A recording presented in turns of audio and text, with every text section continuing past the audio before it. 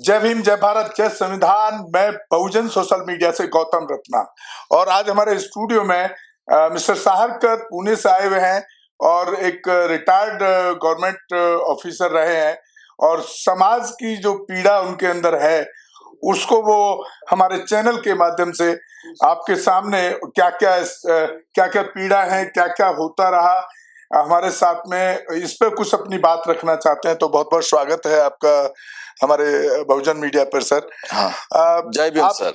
आप एक बार आपका नाम और थोड़ा इसमें एक छोटा परिचय दे दीजिए। मेरा नाम चंद्रकांत गंगाधर साहरकर है। मेरा जन्म नागपुर में हुआ है और एजुकेशन कोल्हापुर में हुआ है और मैं पुणे में लास्ट 35 ईयर से रहता हूँ। और मैं रिटायर होने के बाद में थोड़ा सा इसका स्टडी किया। मुझे रिटायर होने के लिए 6 साल लगे और मैं इस पे आ गया हूँ आज के इसमें कि मैं बताना चाहता हूँ कि जो हमारे अंग्रेज थे, अंग्रेजों ने की वजह से हमारे यहाँ संत होके गए और पुजारी होके गए। उन्होंने हमें स्वाभिमान से जीने के लिए अधिकार दिए हैं। लेकिन आज मैं ये देख रहा हूँ जो भी अधिकार दिए हैं उसको क्रॉस करके इन्होंने हमारे कुछ फांसी के फंदे डाल के रखे, वो किसी के दिमाग में नहीं आते। मैं वो आपको बताना चाहता हूँ। देखिए सर, कोरोना में इन्होंने खेती का बिल लाया। उस टाइम में देखिए हमारे खेती वाले लोग बेचारे 14 महीने बारिश ठंडी में रहे और 800 लोगों ने अपनी जान दी। उसके बाद में इन्होंने वो खेती का बिल वापस लिया। आप सोचिए सर, जो विदर्भ का 40 रुपए किलो का संतरा होता है और हिमाचल का 40 रुपए का एप्पल हम 200 रुपए किलो खाते हैं। आप सोचिए कि अगर ये बिल पास हो जाएगा तो 300 रुपए चावल और 200 रुपए खाना पड़ेगा। उसके बाद में देखिए इन्होंने कोरोना के पीरियड में क्या किया 5 साल में। ये हमारे जो नेशनलाइज बैंक में 90% पैसा ये बैकवर्ड क्लास का है। कोई 10,000 करोड़, कोई 20,000 करोड़, कोई करोड़ और 155 लाख का दिया बोझ दिया है। और हमें कहते हैं हमारे देश में कोई गवर्नमेंट नहीं है और कोई जुडिशनरी नहीं है इसके बारे में बोलने के लिए। और हमें कहते हैं बैंक अगर डूब जाता है तो 5 लाख ही आपको मिलेगा, यानी हमारा सीलिंग 5 लाख कर दिया। उसके बाद में देखिए इन्होंने एजुकेशन 52,000 स्कूल महाराष्ट्र के अंदर में इन्होंने बंद कर दिया और कहते हैं कि प्राइवेट। और हमारे प्राइम मिनिस्टर जी कहते हैं आत्मनिर्भर हो, हमें एजुकेशन लेने के लिए पैसा चाहिए। और उसके बाद में आज गवर्नमेंट नौकरी प्राइवेट ये सब खत्म कर दिए। और उसके बाद में देखिए ये CC/NRC लाने का जो चल रहा है इनका, उसमें हमारी प्रॉपर्टी की गिनती करने वाले हैं और कल 5 घर है तो बोलने वाले भैया आपको जरूरत एक घर की है, देश के लिए दे दो। इसी तरह से ये हमको गुलाम बनाना चाहते हैं। इसलिए मैं जनता को आह्वान करना चाहता हूं कि ये हमें अभी 75 साल में ही 3000 साल पीछे लेके जा रहे, इसलिए अलर्ट हो जाओ। सर, आपने भी सरकारी नौकरी की बात की, छेड़ी आपने कि प्राइवेट कर दिया। प्राइवेट से जो देश के लोग हैं, जो हम पूरे देश के लोगों की बात कर रहे हैं, तो खास तौर से जो जनरल कम्युनिटी के लोग हैं उनको तो कोई प्रॉब्लम नहीं है, वो तो प्राइवेट सेक्टर में खुश हो रहा है। तो ये आपके SC ST और OBC जिनको रिजर्वेशन मिला, इनको क्यों तकलीफ हो रही है? आप देखिए सर, पीछे क्या कारण नजर आता है? आप देखिए जितने भी प्राइवेट में है इनका अगर आप रिकॉर्ड निकालोगे, सभी लोग गवर्नमेंट ऑफिसेस में क्लास 1 ऑफिसर और पैसा कमाए हुए। ये जो जनता का टैक्स का पैसा कमा के आज हमारी बच्ची 30,000 में B करके उनके यहाँ रात भर रहती है। आज ये पोजीशन है। कई लोगों को नौकरी है, ग्रेजुएट हुए, लेकिन बच्चे के स्कूल के लिए चाहिए, वो 10 घंटा उनके कैबिन में रहती है। क्योंकि महंगाई इतनी बढ़ गई है, इतने टैक्स, कि मैं तो चाहता, मुझे तो ये दिख रहा है कि दुनिया के अंदर में इतना बड़ा टैक्स कोई कंट्री में नहीं है। क्योंकि चर्चिल ने कहा था उस टाइम में कि ये लोग इतने ये है कि इन्होंने 22 में अंग्रेज थे, उन्होंने 2.5% इनका जुडिशरी में रखा था। लेकिन वो चर्चिल ने कहा था, वो सही बात निकली कि ये लोग इतने घातक है आपके लिए कि ये आप बच्चे का दूध भी हो गए, उसके ऊपर भी टैक्स। आज देखिए वही उनकी बात सही हो रही है और हमारा आज भी शोषण हो रहा है। सर, आपको नहीं लगता कि जो प्राइवेट जो निजीकरण किया गया, प्राइवेट सेक्टर जो किया गया, उसके पीछे मैं बहुत लोगों से बात करता हूं, लेकिन ये बात कोई नहीं कहता है या उनको समझ ही नहीं आ रहा है अभी तक कि प्राइवेट करने के पीछे, निजीकरण करने के पीछे रिजर्वेशन खत्म करने की एक पॉलिसी है। क्योंकि आप सरकारी नौकरी में रहेंगे तो रिजर्वेशन तो सरकार खत्म नहीं कर सकती, क्योंकि 2 अप्रैल वाला कांड उनको बहुत अच्छी तरह से याद है कि ये लोग सड़कों पर आएंगे, सरकारी संपत्ति का नुकसान होगा, मारकाट भी होगी, दोनों पुलिस अपना काम करेगी और जो समाज, जो पीड़ित समाज, वो अपना काम करेगा। तो मुझे लगता है मोदी और आरएसएस के जो लोग हैं उनको ये तरीका अच्छा लगा कि सबके लिए ही प्राइवेट कर दीजिए, तो ऑटोमेटिकली रिजर्वेशन खत्म हो जाता है। आप इससे कितने सहमत हैं? देखिए, ये बहुत प्राइवेट में तो रिजर्वेशन दे नहीं सकते, तो लाला की दुकान है, जिसको चाहेगा उसको नौकरी देगा। ये बहुत चतुर व्यवस्था है। इन्होंने 2500 साल तक हमारा शोषण किया। इंडिपेंडेंट के बाद में भी इन्होंने ये प्लानिंग किया कि देखिए, ये जो भी हमारे अर्निंग है एजुकेशन के बाद में या बिजनेस, आप देख लीजिए, ये जो है हम जो पैसा कमाते ब्रेन का, उसको उन्होंने प्राइवेटाइजेशन ने ये है, उसको क्या मतलब, ये कहते हैं अपन शोषण करना है। और दूसरी बात जो है, हर एक बिजनेस में सीएसटी जीएसटी लगा के इतना महंगाई बढ़ा दी है कि हमारा इनकम तो नहीं बढ़ा है। ऑलरेडी हम लोग आज के पोजीशन में पेट कैसा भरना और पढ़ाई कैसा करना, ये सबसे बड़ा प्रॉब्लम हुआ है। हाँ, हमारे देश के प्रधानमंत्री कहते हैं कि 80 करोड़ लोग 5 किलो अनाज की वजह है। ये लोग तो कभी जिंदा भी नहीं रह सकेंगे अगर ये इलेक्शन के बाद में अगर ये रहेंगे। और उसके बाद में देखिए भाई साहब, हम जो कुछ मिडिल क्लास में आए 40 करोड़, उसको भी कुछ 2-4 साल में वो और उससे 20 करोड़ कम करके 100 करोड़ लोग सिर्फ पशु पक्षी के समान जीने वाले हैं। और हमारे अगला जनरेशन इतनी भयानक परिस्थिति है कि आज हमारी बेटी और बहू, अगर उसके पेट के अंदर में बच्चा है तो वो बच्चा गुलाम करने के ही बाहर निकलेगा, क्योंकि इसके बाद में हमारे देश में कोई शिवाजी महाराज और शाहू फुले आंबेडकर पैदा होने वाले नहीं है। ये इतनी खतरनाक पोजीशन आज के इसमें इन्होंने प्लानिंग से लाई है। आपको मैं एग्जांपल बताना चाहता हूँ, 146 लोगों को इन्होंने बाहर निकाला और कानून बनाया इन्होंने कि जो भी गवर्नमेंट के अपोज में बोलेगा वो देशद्रोही है। अबे हमारे पास 3 कानून इतने खतरनाक बनाए कि 9 महीने तक आपको जेल में डाला जाएगा। जो भी उनको चाहेगा उसको जेल में डालेंगे। अभी वक्त है, यही वक्त है कि ये 3 महीने में हम अगर हर एक आदमी को ये समझाएंगे नहीं तो हमारा अभी इस देश के अंदर में कोई शाहू फुले आंबेडकर और शिवाजी महाराज पैदा होने वाले नहीं और हम गुलाम होने वाले। सर, आ जाते हैं थोड़ा महाराष्ट्र पर, क्योंकि आप महाराष्ट्र से बिलोंग करते हैं। मैं महाराष्ट्र का काफी दौरा किया हूं और जहां पर बाबा साहब के इतिहास से जुड़ी हुई तथ्य हैं, जो चीजें हैं, वो मैं सब दौरा किया हूं। जहां बाबा साहब ने 1953 में बोधि वृक्ष लगाया, या महाड़ तालाब का जो आंदोलन किया, क्रांति भूमि जहां पर मनुस्मृति को आग लगाया, और चैत्य भूमि जहां बाबा साहब का अंतिम संस्कार किया गया। जब मैं वहां के लोगों से मिलता हूं तो वहां एक बड़ी अजीब विडंबना देखता हूं, जिसका हमें बड़ा दुख होता है कि कहीं ना कहीं एक कमी हमारे समाज की भी है। हम दोस्तों ब्राह्मणवादी ताकतों को, मनवादी ताकतों को बार बार रोजाना हम बहुजन मीडिया पे बोलते हैं, लेकिन जब मैं उनको देखता हूं तो आज भी वहां पर आपका जो गणेश विसर्जन होता है उसमें 90% लोग बहुजन समाज के पार्टिसिपेट करते हैं। तो और जबकि बाबा साहब ये कहते हैं कि हिंदू धर्म को छोड़ देना चाहिए, उसी से आपकी मानसिक जो गुलामी है वो भी खत्म होगी और आप एक प्रोग्रेस के रास्ते पे, एक तर्कशील रास्ते पर चले जाएंगे। लेकिन जहां महाराज जैसे उसमें, जहां बाबा साहब ने 5 लाख लोगों को दीक्षा दी, वहां पर भी बुद्धिज्म का असर नहीं दिखता है। वो दोनों चीजों को लेकर के वो काम करते हैं।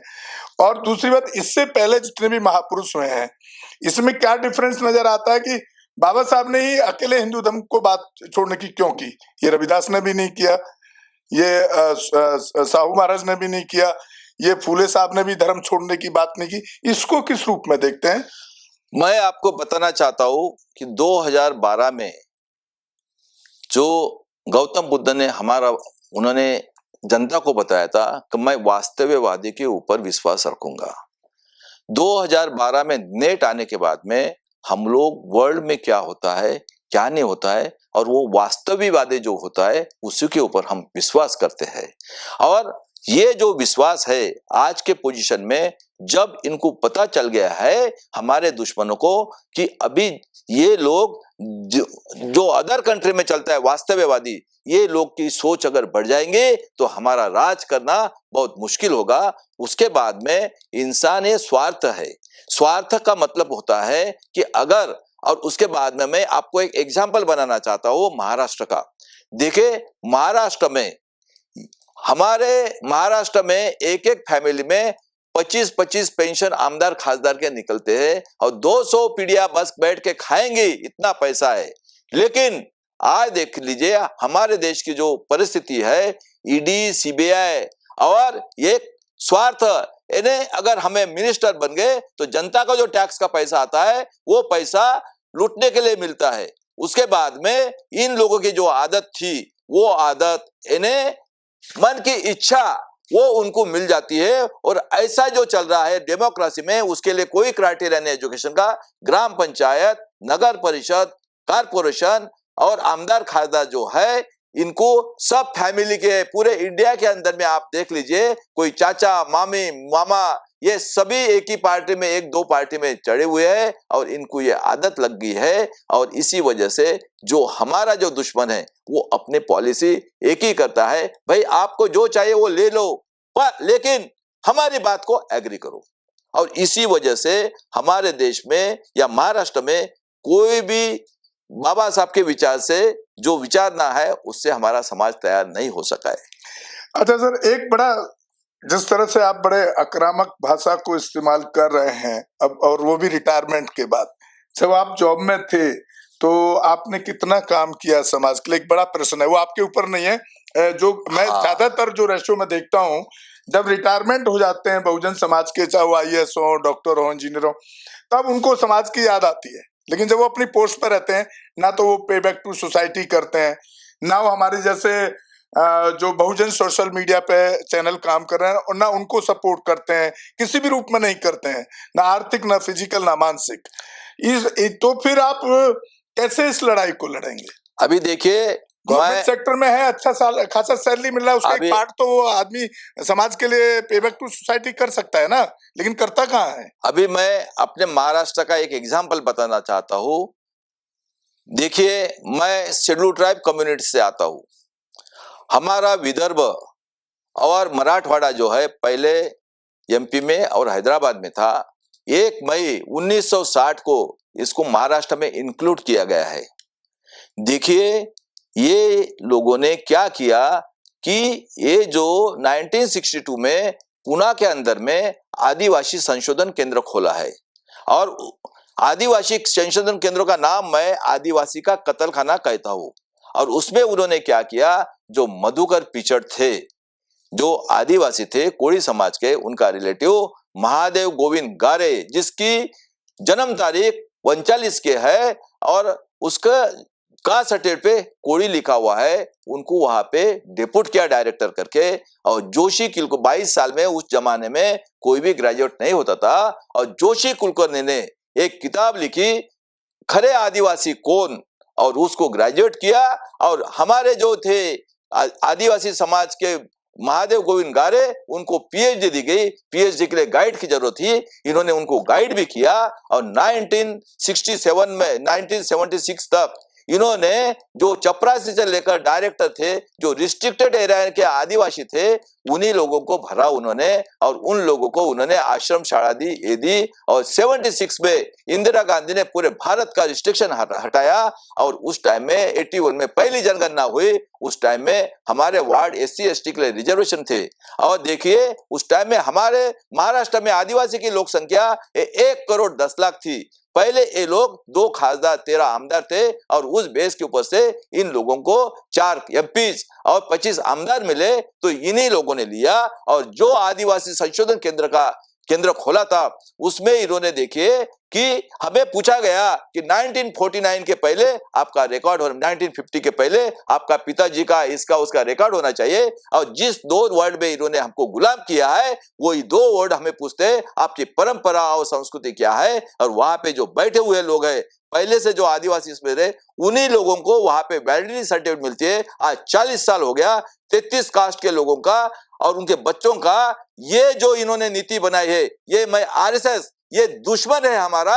और हम अभी ये दुश्मन को सोच समझकर, दुश्मन को किस तरह से करना है, ये हम बताएंगे। क्योंकि ये जो हम कहते हैं हमारे लोग कि भगवान हमारा नसीब बनाता है, अभी सभी लोगों ने सोचना है, क्योंकि OBC भी जनगणना इन्होंने 70 साल से की नहीं है, और हमारे साथ भी इनजस्टिस किया। ये मैं आपको बताना चाहता हूं। अभी हम अभी सोचेंगे कि क्या करना है, क्योंकि ये 2-3% लोग ये हमारे ऊपर राज करके आज हमको गुलाम बनाना चाहता है। मैं ये सभी क्लियर करके दिया हूं। इसी में देशवासियों को बताना चाहता हूं कि लोगों, अभी ये ऐसी पोजीशन है, अगर आप अभी ये बात को नहीं सोचेंगे तो आगे अपने अगली पीढ़ियां और आपके जो पोते हैं पोती है उसके जो आगे का जो फ्यूचर है, एजुकेशन खत्म हुआ, आपका पैसा खत्म हुआ है, महंगाई बढ़ी हुई है, गवर्नमेंट ऑफिसेस खत्म हो गए, और उसके बाद में देखिए आपका एनआरसी से लगा के आपका प्रॉपर्टी भी चुनना है, उसके बाद में आपके पास क्या रहने वाला है ये सोचो।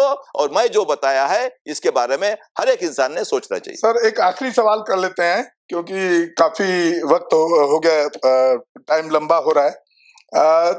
जिस तरीके से आप आरएसएस से लड़ने की बात आपने छेड़ी, अभी आपके जितने भी बहुजन संगठन हैं या बहुजन समाज की पार्टियां हैं या SC ST OBC माइनॉरिटी की जो पॉलिटिकल पार्टी हैं, उसमें अखिलेश यादव हैं जो बड़े लेवल पे जिनका एक संगठन बन चुका है या राजनीतिक पार्टी है, मायावती हैं, चंद्रशेखर हैं, उदित राज हैं, वामन मेश्राम हैं, प्रकाश राव अंबेडकर हैं, और ये जितने भी लोग हैं, जब ये अलग अलग इस लड़ाई को लड़ते रहेंगे तो आप कह रहे हैं कि अंग्रेजों ने, पहले भारत में कहा जाता था कि अंग्रेज डिवाइड एंड रूल की पॉलिसी चलाते थे, आरएसएस और वो भी पॉलिसी चला, तो भाई आपको इन लोगों को कौन कंट्रोल कर रहा है जो डिवाइड एंड रूल में ये बटे हुए हैं, और इस वजह से आज वो भाजपा या आरएसएस के लोग शासन कर रहे हैं? इसका ट्रीटमेंट बताइए। इसका ट्रीटमेंट यही है, सॉल्यूशन क्या है इसका सोल्यूशन यही है। मैं ये सोल्यूशन बताना चाहता हूँ, जो भी SC ST OBC के लोग हैं, बैकवर्ड कास्ट के लोग,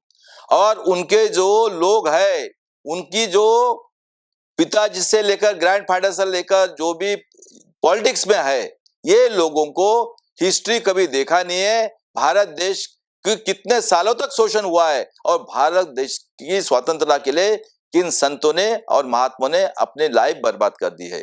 अभी क्या होता है, इंसान को ये जो पॉलिटिक्स है ये आसान पैसा कमाने का धंधा हो गया है, और इन लोगों ने 75 साल में इतना पैसा कमाया है और इनको ये लगता है कि कमा के देने वाला भगवान है। अभी मैंने आपको बताया कि जो परंपरा और संस्कृति, जो मनुस्मृति में जिसको भगवान माना था, आज इंडिपेंडेंट के बाद में भी वही उसी को भगवान मान रहे हैं। लेकिन मैं बैकवर्ड क्लास के लोगों को, 90% लोगों को सोचना चाहता हूं कि सोचो, आज भी है हमारा जो लीडर है वो अगर आरएसएस की तरफ से खड़ा होता है, उसको वोटिंग ही नहीं करने का है, तो ही आपकी आगे की पीढ़ियां कुछ स्वतंत्र देख सकती है। नहीं तो जो हमारे बेटी और बहू के पेट में जो बच्चा पैदा है वो भी गुलाम करके बाहर निकलेगा।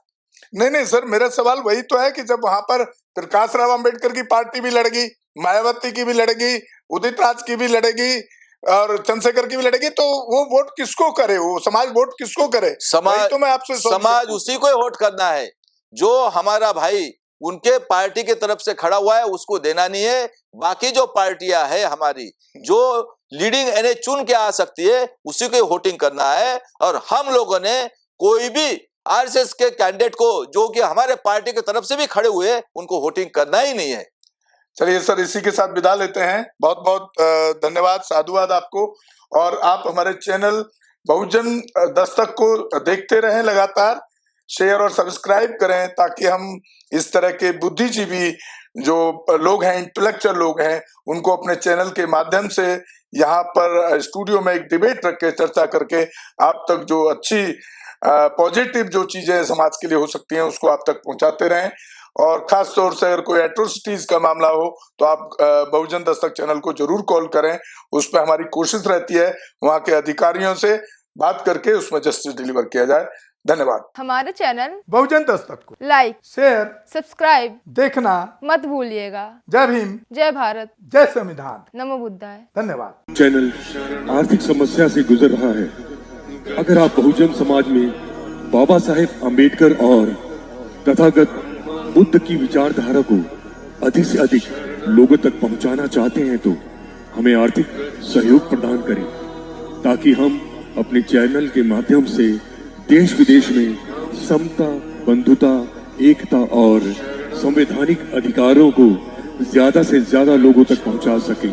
आप अपनी सहायता राशि नीचे लिखे खाते में जमा करा सकते हैं। खाता धारक गौतम रत्ना, खाता संख्या 3169 576861 IFSC कोड SBIN 0060336 बैंक भारतीय स्टेट बैंक। आप हमारे बैंक खाते का विवरण स्क्रीन पर भी देख सकते हैं। जय भीम जय भीम। मैं गौतम रत्ना आपका बहुजन फिल्म प्रोडक्शन में स्वागत करता हूं और आप हमारे प्रोडक्शन हाउस के अंदर अपना कैरियर बना सकते हैं as a film director, as a producer and actor and actress and editor and cinematographer also.